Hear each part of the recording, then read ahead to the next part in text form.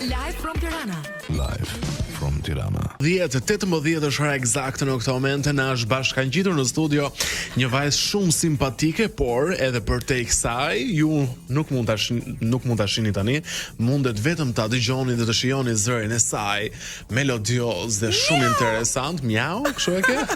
Por më njëherë pas përfundimit të programit do mundeni ta shihni në YouTube dhe do thoni por Ronaldo ke të drejtë, por besoj që shumica të kanë parë të njohin tashmë Vivian Thano, mirë se vjen në program. Mirë se gjeta, është. Emër shumë interesant, emër i veçantë, por dhe ti je shumë e bukur. Faleminderit. Si je ti? Unë jam shumë mirë. Vetëm pak më afër mikrofonit, të lutem që të shkojmë sa më mirë tek audienca. Me çfarë po merresh këtë kohë? Atëherë. Nga ke humbur? Unë nuk kam humbur, unë po jetoj periudhën më të mirë të jetës time. Nëse mund ta quaj në këtë mënyrë. Po sepse kam arritur atë moshën mbi 30, unë tani jam 32 vjeç. Dhe nuk dukesh. Edhe faleminderit. Kujdesem që je 27 për veten. Jo sepse 32 është moshë shumë e re, është, por dukesh shumë herë më e vogël se kaq. Ideja është që unë rri shumë brapa vetes time, edhe nuk është se për faktin që dukem më e re, por që të jem sa më mirë dhe sa më shëndetshme. Megjithatë unë nuk është se e kam problem të atë moshën, se jam shumë kënaqur që jam kështu si jam në këtë moshë, se jo të gjithë arrin të jenë në këtë lloj gjendje në moshën 32. Se fillojnë edhe i javarin i çik, femra sidomos. Po them kjo që ti thua, pra duke parafrazuar atë që më the, që po jeton fazën më të mirë të jetës, ka të bëjë edhe me aspektin e zemrës? Ka të bëjë me aspektet e gjitha fushave të jetës time. Edhe të zemrës, patjetër. Je dashuruar? E dashuruar është çik fjalë e madhe. Të më thënë, nuk më ka rënë kështu bomba bam në tokë që ta humb fare. Po dashuria e vërtet nuk ka të bëjë me tronditjen, ka të bëjë me respektin, me qetësinë, me paqen. Tronditjet nuk janë zakonisht për të qëndruar në jetën tona. Dashuria e vërteta. Jo, edhe mund të jenë, po janë për na tronditur, për na dhënë një mosiem. Unë shumë mirë që dolëm këtu sepse dua ta shpreh këtë gjë, gjithmonë ndoshta jemi mësuar çik që po vuajtëm, domethënë duam, ose jemi të dashuruar ose na duajnë, domethënë. Teoria e gabuar. Dhe kam kuptuar kohët e fundit që jo. Më thënë është mirë kuptimi, është një takim, një kafe, një darkë, një 2-3 gota më shumë ose më pak, një udhtim. Më thënë një qetësi. Unë vetë kam arritur qetësinë vetë me veten time, pa pasur. Ku e njohur me të djalin? Jam njohur në një lokal. Okej. Lokal, edhe më nguli sy dhe nuk po më hiqte edhe. U ngela, u largova nga pjesa ku pam, edhe kur shkova te ajo shoqja ime i thash, dëgjoj, ishte njëri, nuk më shkuli syt, po unë nuk e di, thash, a më njohti, a e njoh dhe nuk e mbaj mend, sepse ka shumë njerëz që mua më përshëndesin. Na ndos të gjitha, po. S'mbaj mend ku e kemi takuar. Ja kaloj, po këtit nuk është se e përshëndeta mbrapsht. Shikoj në mënyrë të çuditshme. Edhe thjesht ja shpreh asaj shoqës time dhe mbaroj aty dhe pastaj si gjithmonë, që mua më gjej direkt, domethënë. Më shkruaj aty në Instagram. Dashuri kohët moderne, edhe folëm si e mirë, faktikisht e kisha shumë fytyrë të parë. Edhe ndoshta është shpirti binjak, se me shpirtin binjak, kur gjen shpirtin binjak, të duket sikur e njeh prej kohësh. Ku e dim? Po deri tani është shumë mirë. Është shumë mirë. Ju jetoni bashkë?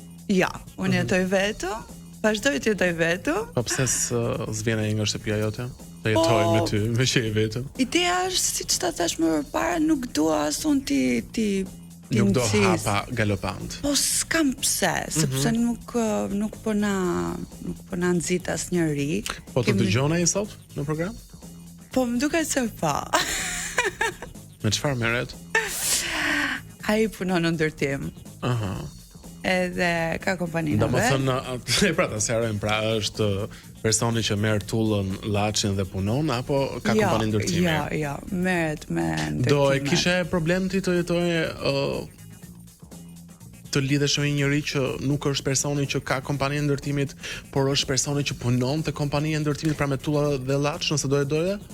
Po, me të thënë drejtën, unë kam arrit në një stad të jetës time që unë vetë punoj edhe mundohem që të kem një farë statusi edhe në shoqëri. Edhe dua që ai personi që kam unë krah ose të jetë si unë ose pak më lart se unë.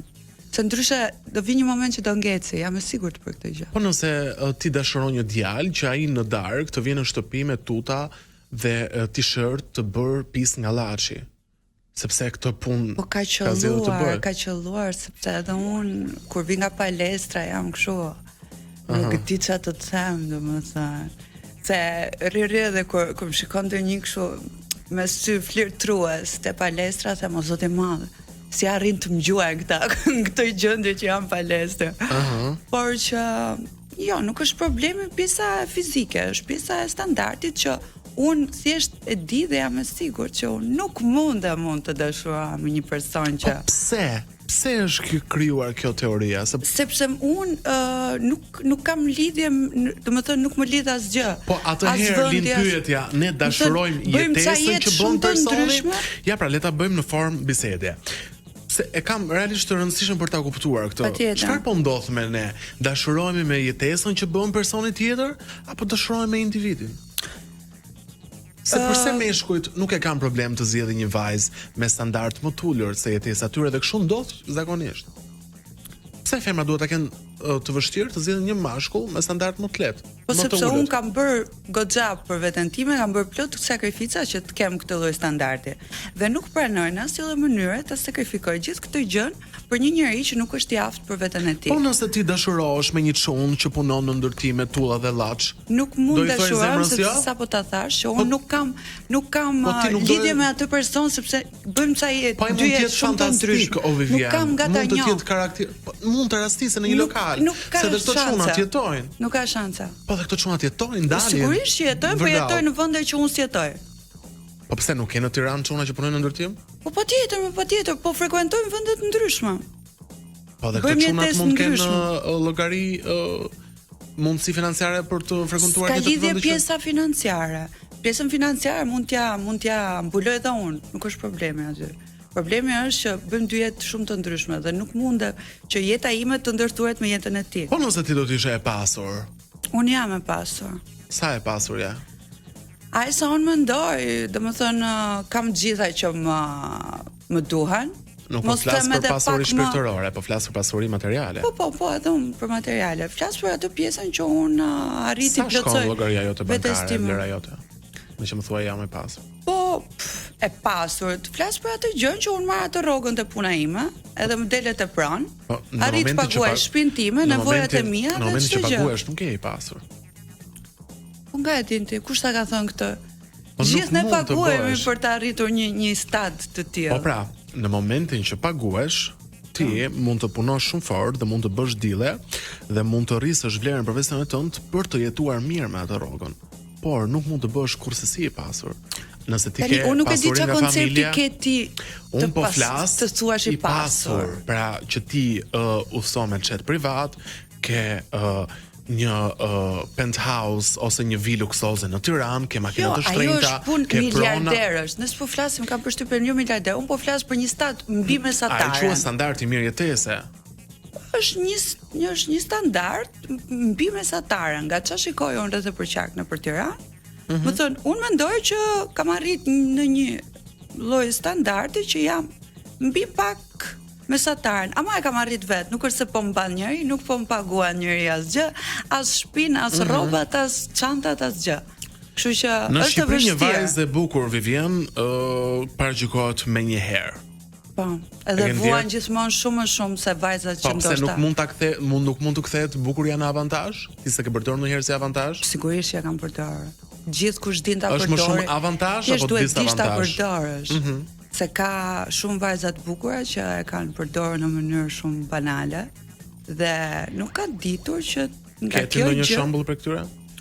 Ka sa duash, domethënë ne i shikojmë çdo ditë në rrjetet sociale, ka shumë vajza të bukura që nuk kanë arritur. Po edhe në ekran. Domethënë ti shikon njerëz që dalin dhe nuk din të flasin. Kush për shembull?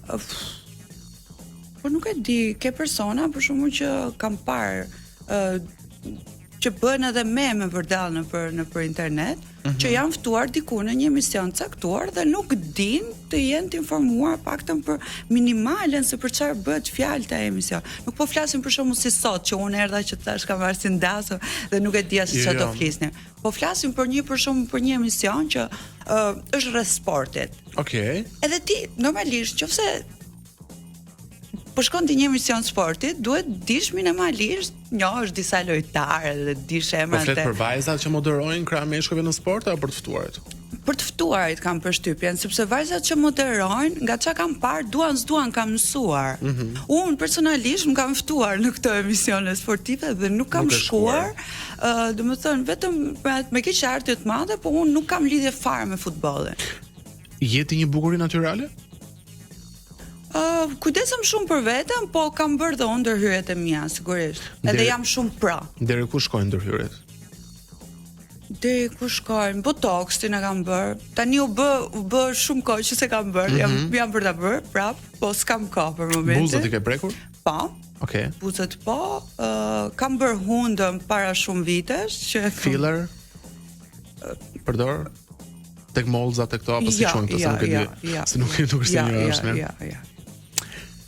Jo, se nuk dua ta egzagjeroj, se unë ndjem mirë me veten time kështu që.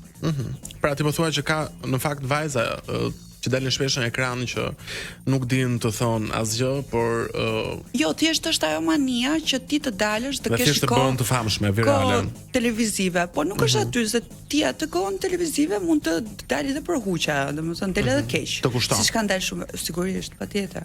Po ne duhet vim përpara ato gjëra që çka kemi prioritet. Se nuk shkojmë ne tek thonja e emrave.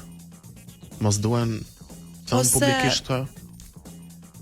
Kam përshtypjen që aq shumë e kanë publikuar veten, domethënë, sa që nuk është se është e nevojshme. Unë personalisht nuk dua të dënoj njëri që t'i vej gishtin që shiko se kjo bëri këtë atë. Kam përshtypjen që çdo njeri, si jo vetëm ky rast, por shumë raste tjera, vjen një moment që e nxjerrin veten. Dan si për mirë dhe për keq. Pse u bërë kështu? Si e përfaqshme. Tani. Më pëlqen përgatitja ndonjëherë. Vërtet? Po, shumë. Kur përgatitesh? Gjithmonë. Që kur kam qenë e vogël, kam qenë vetëm në raportin tim? Apo? Raportin tënd? Jo. Vetëm në raport intim përgatitesh apo kërkon kudo? Jo, kudo. Kur ndjehem mirë, filloj përgatilem. Si mund të të përgatilim ne sot në Live from Tirana? Unë jam goxha për këtë, vetëm që jam pjesë e juaja. Vërtet? Faleminderit shumë. Je shumë e bukur. Faleminderit. Shkojmë në hapësirë publicitare, rikthehemi pas pak në Live from Tirana me një intervistë që kam shkruar diku tek 20 pyetje, po që nuk po lexoj asnjërin prej tyre, se ka lezet kur ke të ftuar të tillë në program. Rikthehemi pas pak.